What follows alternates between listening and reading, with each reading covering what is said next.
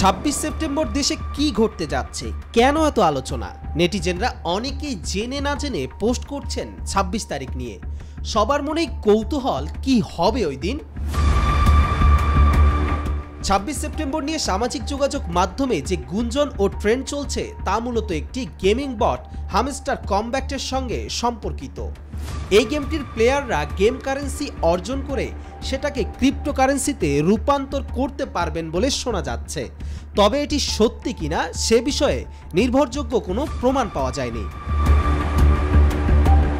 যেমন কেউ কেউ রসিকতা করে বলছেন 26 তারিখে শেখ হাসিনা চট করে চলে আসবেন বা অনেকে কোটিপতি হবেন, কিন্তু এ ধরনের গুজব সাধারণত কিছু ট্রেন্ডিং বিষয়ের উপর ভিত্তি করে তৈরি হয় এবং বাস্তবে তার কোনো ভিত্তি থাকে না।